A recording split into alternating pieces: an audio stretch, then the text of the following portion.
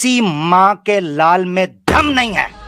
آواز حق پر آ جائے اور آ کر بات کر دے. الحمدللہ الذی عافانا مما ابتلاہم بہ وفضلنا علی کثیر ممن خلق تفضیلا. ماؤں کی کوکیں بانجھ ہو چکی ہیں اور ان باپوں کے خوشیوں میں پانی ختم ہو چکا ہے جو واضح حق پر آ کر ایک مسلمان کو کنونس کر کے لے جائے. اس دن قیامت ہوگی, یاد رکھنا. بات کرتے ہیں الحمدللہ. خوف زدہ نہ ہونا کبھی. یہ خون جو ہماری رگوں میں دوڑ رہا ہے یہ ہمارے پرچم کو سر بلند اور ہماری روایات کو زندہ رکھنے کا ضامن ہے. جب تک یہ ہماری رگوں میں موجود ہے ہم جہاں قدم رکھیں گے وہ ہماری سلطنت ہے, اور جہاں تک ہماری آواز پہنچے گی وہ ہمارا وطن ہے. حوالہ چاہیے تھا آپ کو, حوالہ دے دیا. میں جھوٹ اس وقت, آپ میرا جھوٹ اس وقت ثابت کر سکتے تھے کہ اگر میں بغیر حوالے کے کوئی بات کر رہا ہوتا اور آپ میرے پاس آتے اور میں کہتا بھائی میرے پاس تو حوالہ نہیں ہے تو میں جھوٹا ثابت ہو جاتا. حوالہ میں نے دے دیا, اب آپ معافی مانگ لیجئے. ہاں, جب تک میری تحقیق کمپلیٹ نہیں ہو کے میں مفتی صاحب کے سامنے دوبارہ نہ رکھ دوں پوری کلیئر نہ, تب تک کے لیے فی الحال میں معافی مانگتا ہوں. ٹھیک ہے جی, ٹھیک ہے. تو اب آپ جو ہے اپنی تحقیق کریں کاف سے اور کسرا کو کسرا پڑھا کریں اور سمجھیں کہ فارس اور کسرا دونوں ایک بادشاہ ہے اور ایک ملک ہے. کہنا چاہیے کٹھر منافق صاحب نے آج ہمارے یہاں مفتی یاسر صاحب کے سامنے آ کر معافی مانگ لی. ایک تو ڈیبیٹ میں ہارے, اس کے بعد ہوا یہ کہ ان کو اللہ تعالیٰ نے ان کی اصل میں جب اللہ تعالیٰ کسی کو اس راستے پر لگا دیتا ہے نا تو پھر اس کی عقل سلب ہو جاتی ہے. تو ان کی عقل سلب ہو گئی کہ آج ہمارے پاس پھر آ گئے ایک ہفتے کے اندر اور آج معافی مانگ کر گئے ہیں. خدا نے جتنا ہمیں بتایا اتنا بتایا.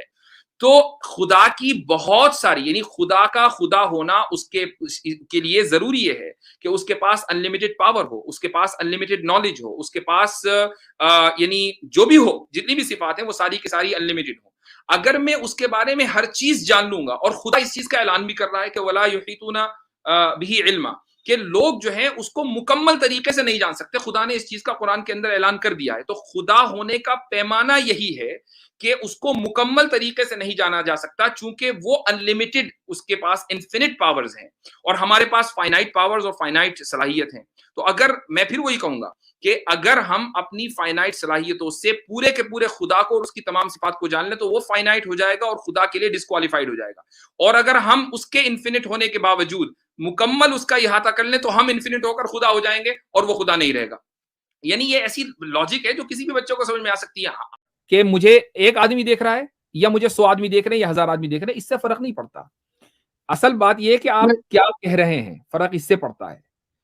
ٹھیک ہے, تو اب ظاہر ہے کہ اسلامو فوبیا کے اس ماحول میں آپ کو گارنٹی بتا رہا ہوں, اگر خدا نخواستہ میں آج اسلام کے خلاف بولنے لگوں نا تو 1 لاکھ لوگ مجھے دیکھیں گے. ٹھیک ہے, تو چونکہ اسلامو فوبیا کا ماحول ہے نا, تو اور انڈیا میں تو اسلامو فوبیا آپ سے زیادہ کون جانتا ہے, ظاہر ہے کہ آپ اچھی طرح جانتے ہوں گے. تو ایسے ماحول میں جیسے ہی کوئی شخص اسلام کے خلاف بولے گا ایسے ہی آپ حضرات جو ہے فوراً لائن لگا لیں گے وہاں پر. تو اس سے اندازہ ہوتا ہے کہ اسلاموفوبیا کتنے رائز پر ہے. یعنی ان لوگوں کی اسٹریم پر زیادہ سے زیادہ لوگوں کا جانا تو ہمارے اس نیریٹو کو مضبوط کرتا ہے کہ اسلاموفوبیا کتنا بڑھ رہا ہے.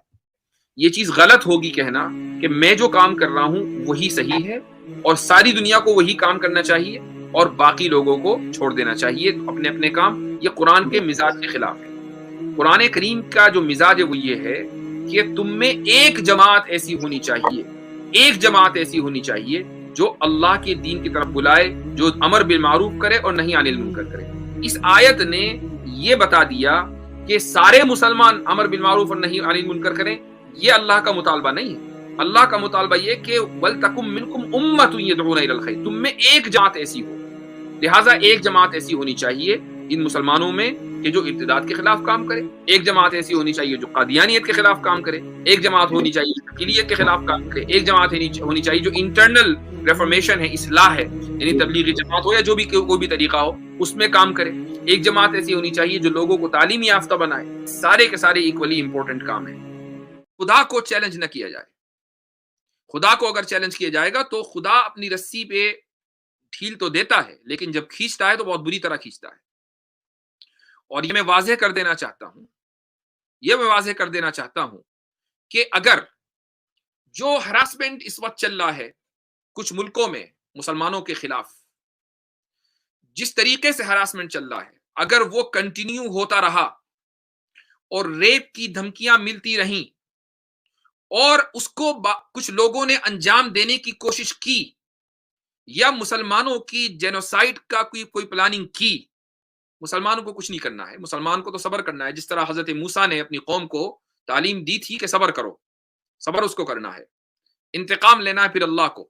اس ملک کی اکانومی تباہ ہوگی قرآن کریم کی اس آیت کی روشنی میں، وہ خود ہی ہوگی، وہ لوگ خود ہی کریں گے، کوئی دوسرا باہر سے آ کر نہیں کرے گا۔ ہاں جی دیکھیں، مسلمانوں کے ساتھ آپ الجھیں گے تو ہم خاموش بیٹھنے والے تو ہیں نہیں، اور اس کی وجہ یہ ہے کہ خاموش وہ بیٹھیں کہ جو اپنے یہاں ریفارم کرتے پھرتے ہوں، خاموش وہ بیٹھیں جو ہماری اسٹریموں پر آ کر یہ کہتے ہوں کہ ہم نے ریفارم کر دیا اور آپ نے کیا کیا، خاموش وہ بیٹھیں جو اپنی کتابوں کو ہی آتھنٹک نہ مانتے ہوں، خاموش وہ بیٹھیں جو ہمارے سامنے آ کر اپنی سٹوریز کا دفاع نہ کر سکتے ہوں، خاموش وہ بیٹھیں جو اپنے آپ کو باطل سمجھتے ہوں، اور خاموش وہ بیٹھیں جو یہ کہتے ہوں کہ نہیں تم بھی ٹھیک ہو اور ہم بھی ٹھیک ہیں۔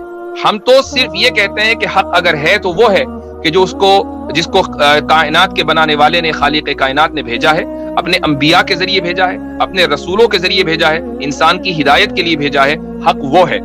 جو اس حق کی مخالفت کرے گا تو ہم اس کو جواب دیں گے، ہم خاموش نہیں بیٹھیں گے، اور اگر کوئی ہمیں چیلنج کرے گا تو چیلنج قبول ہے، آئیے جس وقت آنا چاہتے ہیں۔ لوکیش صاحب کو کسی لوکیشن بتانے کی ضرورت نہیں ہے، ہم تو خود ہی ان کو لنک بھیج دیں گے، وہ اس لوکیشن پر آ جائیں۔ رب کی محبت کو ڈھونڈنے کی کوشش مت کریں کہ یہ آپ کے پاس ہی ہے، بس اس دھند کو ختم کریں جس نے اس محبت کو آپ کی آنکھوں سے اوجھل کر رکھا ہے کہ برائی اپنی فطرت کے اعتبار سے اس نے پیرش ہونا ہے، اس میں کسی کو کوئی کلام نہیں ہے، لیکن انسیڈنٹلی برائی کبھی کبھی جیت جاتی ہے۔ لیکن ہسٹوریکل پیٹرن آپ کو ملے گا کہ برائی جب بھی اچھائی کے خلاف جیتتی ہے تو وہ اس لیے نہیں جیتتی کہ وہ اچھائی سے زیادہ طاقتور ہو جاتی ہے، بلکہ وہ اس لیے جیتی ہے کہ اچھے لوگ خاموش ہو کے گھروں میں بیٹھ جاتے ہیں۔ something that we are doing right now، جو ہم کریں، اگر آج نہیں تو پھر کبھی نہیں۔ شروع کرتے ہیں، میرے پیچھے ریپیٹ کیجئے گا۔ بسم اللہ الرحمن الرحیم، بسم اللہ الرحمن الرحیم، اشہد اللہ اشہد اللہ الہ الہ الا اللہ الا اللہ وحدہ وحدہ لا شریک لہ لا شریک لہ واشہد اشہد ان محمدا ان محمدا عبدہ عبدہ ورسولہ۔ ورسول۔ یا رب، تو نے ہی کنویں میں پھینکنے والوں سے یوسف علیہ السلام کو پناہ دی، تو نے ہی حضرت یونس علیہ السلام کو مچھلی کے پیٹ میں سلامت رکھا، خاتم النبیین محمد مصطفیٰ کو مکڑی کے جال کے ذریعے بچایا۔ ہم عاجزی کے ساتھ تیری بارگاہ میں دعا کو ہیں، جو تیری راہ میں جہاد کرتے ہیں اور دین کی خاطر برسرے پیکار ہیں، انہیں تنہا نہ چھوڑنا کبھی، بے شک تو ہی مدد کرنے والا ہے۔ خاتم النبیین کے صدقے میں دعاؤں کو اپنی بارگاہ میں قبول فرما، قبول فرما، قبول فرما، آمین۔